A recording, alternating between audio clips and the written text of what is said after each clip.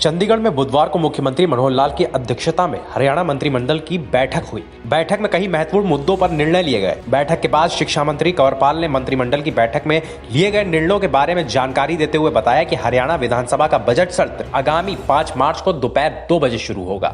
Cabinet में जो निर्णय लिए गए, सबसे पहले तो जो बजट सेशन है वो 5 मार्च से शुरू होगा। जो भी फाइनल होगा वो तो बिजनेस एडवाइजरी कमेटी में होता है टाइम तो फाइनल, लेकिन वो टाइम निश्चित कर देंगे।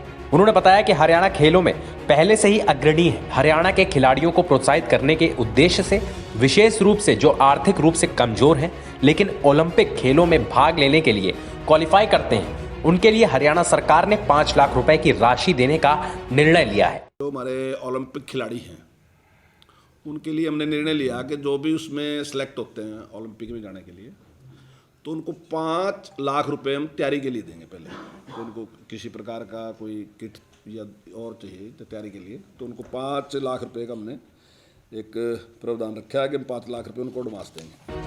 अब मुख्यमंत्री को उम्मीद है कि इस निर्णय से प्रतियोगिता से पहले खिलाड़ियों के प्रशिक्षण में वृद्धि के लिए सहयोग मिलेगा और देश और राज्यों को और अधिक पदक प्राप्त होंगे। वहीं शिक्षा मंत्री ने बताया कि हरियाणा मैकेनिकल वाहन अधिनियम 1996 विधेयक 2021 के अनुभव 7(2) के प्रावधान में संशोधन को मंजूरी प्रदान की गई है।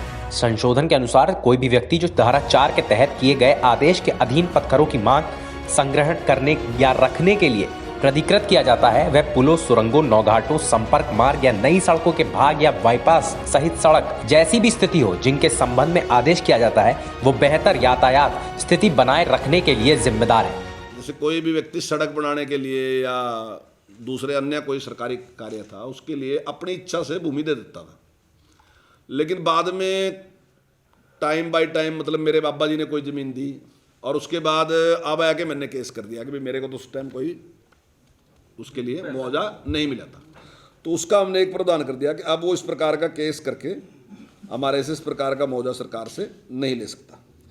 इसी के साथ सरकार ने जो अनाज है वो ठीक तरीके से सुरक्षित रहे उसके बारे में हमने निर्णय लिया। एफिड जो है वो 16 स्थानों पे गोदाम का निर्माण करेगा, जिसमें 2,72,726 मीट्रिक टन की जिसकी क्षमता होगी और 113 करोड़ 3 लाख रुपए इसके ऊपर खर्च होगा। ये हम सेंटर से लेंगे, 7 साल में इसको हम अदा कर देंगे। इसके साथ जो पहले एक निर्णय था, जो टोल लेते थे, तो जो राज्य सरकार की सड़कें हैं जहां हमारे छोटे टोल थे, उन पे सड़क की रिपेयर की कोई जिम्मेदारी नहीं थी। तो आज हमने निर्णय लिया उसमें कि जो टोल लेगा उसकी जिम्मेदारी उस सड़क की रिपेयर की भी उसकी भी रहेगी।